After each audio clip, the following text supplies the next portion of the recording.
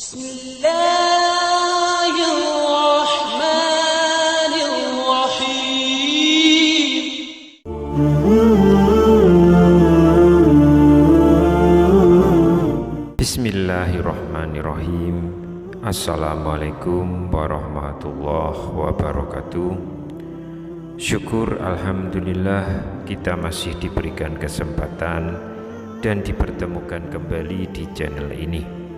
Semoga perjumpaan kita ini akan dicatat sebagai amal ibadah dan diberkahi oleh Allah Subhanahu wa ta'ala. Sholawat serta salam tak lupa selalu dan tetap tercurahkan kepada junjungan kita Nabi besar Muhammad sallallahu alaihi wasallam, juga kepada keluarga, sahabat dan para pengikut beliau hingga hari kiamat. Allahumma sholli ala sayyidina Muhammad wa ala ali sayyidina Muhammad. Harapan dan doa saya untuk sahabat-sahabat semua, semoga Allah selalu memberikan kesehatan lahir maupun batin, dilapangkan rezekinya, dimudahkan dalam segala urusan, dipanjangkan umurnya, dan dijaga setiap waktunya selalu dalam kebaikan, baik di dunia maupun di akhirat. Amin ya rabbal alamin. Sahabat Obropedia yang dirahmati Allah, 5 malaikat yaitu Jibril, Mikail, Raqib, Atid, dan Israil masing-masing diberi tugas oleh Allah berkaitan dengan kehidupan di dunia ini. Malaikat Jibril diberi tugas utama menyampaikan wahyu, hidayah, dan segala jenis ilmu pengetahuan. Jika seseorang bertemu dengannya, dapat dipastikan ia menjadi nabi atau rasul. Apabila seseorang menjalin hubungan dekat dengannya, ia banyak mendapatkan petunjuk dan menguasai segala rahasia ilmu. Rezeki dan segala bentuk anugerah dipercayakan oleh Allah kepada malaikat Mikail untuk mengurusnya dan membaginya kepada makhluk sesuai dengan kehendaknya. Apabila seseorang sempat bertemu atau menjalin hubungan dekat dengannya, ia akan menjadi orang yang sangat kaya raya dan selalu mendapat keberuntungan di dalam kehidupan ini. Malaikat Raqib dan Atid masing-masing dipercaya menjalankan tugas mencatat seluruh amal perbuatan baik dan buruk manusia. Dalam Al-Quran, kedua malaikat ini sering disebut Kiraman Katibin, malaikat yang mulia sebagai pencatat. Maka apabila seseorang menjalin hubungan yang dekat atau akrab dengan kedua malaikat ini, pasti ia akan menjadi hamba yang soleh dan tidak mungkin ia sengaja berbuat kesalahan, dosa, atau maksiat. Adapun mandat yang dipercayakan kepada malaikat Israil adalah mengurus kematian atau al-maut, sehingga ia di dalam Al-Quran disebut Malak al-Maut atau malaikat yang bertugas mengurus kematian. Hal ini sebagaimana dinyatakan dalam surat Al-Zajjah ayat yang ke-11, yang artinya kurang lebih Allahu a'lam bimuradih. Katakanlah, Malak al-Maut yang diberi tugas mencabut nyawamu akan mematikan kamu, kemudian hanya kepada Tuhanmu lah kamu akan dikembalikan. Dengan demikian, apabila seseorang mimpi berjumpa dengannya, berarti ajal telah dekat. Apabila seseorang bertemu dengannya, berarti wafat. Malaikat adalah makhluk yang sangat besar, termasuk juga malaikat Israil. Di dalam kitab Daqa'i al-Akhbar dikutip sebuah riwayat yang menyatakan bahwa besarnya malaikat Israil melebihi seluruh langit dan bumi. Seluruh air sungai dan samudera di dunia ini bagaikan setetes keringat yang menempel di keningnya. Sedangkan bumi dan segala isinya yang terbentang dari negeri timur atau al-masyriq sampai negeri barat atau al-maghrib di tangan malaikat Israel bagaikan sebuah mangkok di atas tangan manusia. Betapa ia adalah makhluk yang sangat besar dan perkasa. Ketika Allah Subhanahu wa Ta'ala memerintah Israel dan menugasinya untuk mengurus kematian, ia bertanya kepada Allah perihal kematian yang ditugaskan kepada dirinya untuk mengurusnya. Ya Rabbi, wa ma'al maut, wahai Tuhanku, apa gerangan kematian itu?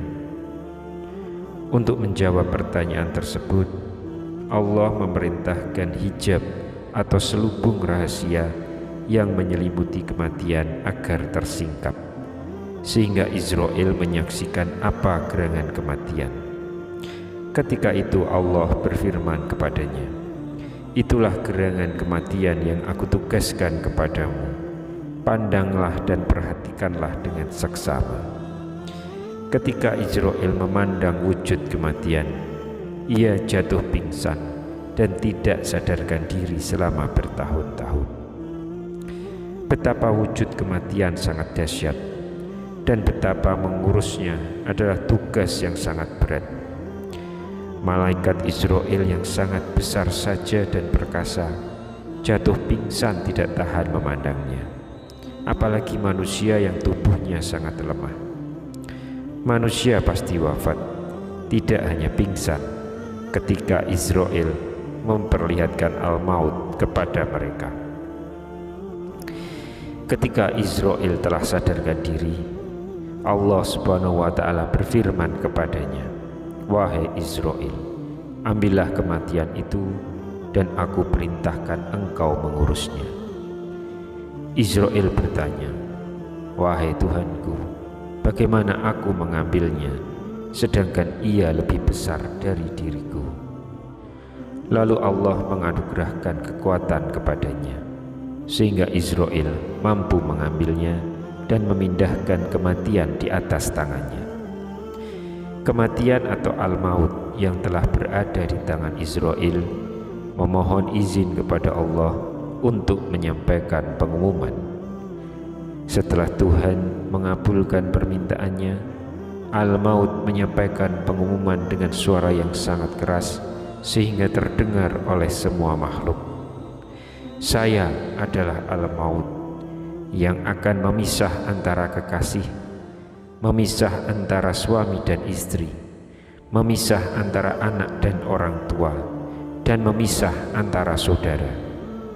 Saya adalah al-maut yang akan mengharu-birukan seisi rumah dan istana.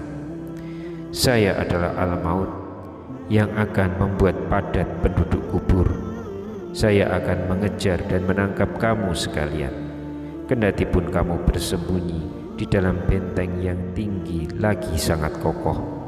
Tidak satu pun makhluk kecuali pasti merasakan diriku. Telah disampaikan tadi bahwa Israel adalah makhluk yang sangat besar dan perkasa. Bumi dan segala isinya di tangan malaikat Israel bagaikan sebuah mangkok di atas tangan manusia. Seluruh air sungai dan samudra yang terbentang luas di dunia ini bagaikan setetes keringat yang menempel di keningnya. Wujud kematian semua makhluk di bumi ini berada dalam genggaman tangannya. Dengan demikian, sesungguhnya tidak ada kesulitan baginya untuk melaksanakan tugas mematikan manusia dalam jumlah yang banyak sekalipun pada waktu yang bersamaan. Meskipun demikian, kepada Israel diberikan petunjuk teknik pelaksanaan tugas sehubungan dengan kapan, di mana, dan dengan sebab apa tugas tersebut harus ia kerjakan. Dahulu ketika Israel menerima mandat mengurus kematian, ia memohon petunjuk kepada Allah. Ya Allah, bila mana aku mencabut roh seorang hamba, misalnya si fulan, dan bagaimana caranya aku membawanya? Kemudian Allah Subhanahu wa ta'ala menjawab, "Wahai malaikat Israel, yang engkau tanyakan tersebut adalah perkara yang sangat rahasia. Tidak seorang pun yang mengetahuinya selain aku. Tetapi aku akan memberitahukan kepadamu waktu dan tempat kematian seseorang, dan aku akan menunjukkan beberapa isyarat kepadamu. Malaikat yang aku tugaskan mengurus nafas manusia akan berkata kepadamu, telah berakhir nafas si fulan. Sedangkan malaikat yang aku beri tugas mengurus rezeki akan berkata kepadamu, telah habis rezeki si fulan. Jika si fulan tergolong orang yang selamat, aku akan memberikan pertanda yang sangat jelas melalui cahaya yang terang di sekitar namanya yang tertulis dalam selembar kertas atau surat tugas yang aku kirim kepadamu. Sedangkan apabila si fulan termasuk golongan orang yang celaka, aku akan memberikan pertanda melalui tulisan namanya yang sangat hitam." Hanya sebatas itu yang diberitahukan Allah kepada Israel. Kapan ia melaksanakan tugasnya? Harus menunggu hingga selembar kertas atau catatan si fulan yang tersimpan di bawah arsy jatuh dikirim ke pangkuan Israel. Ini pertanda ia harus melaksanakan tugasnya mencabut nyawa si fulan. Kertas atau catatan tersebut jatuh ke meja kerja Israel pada hari ke-40 sebelum hari kematian.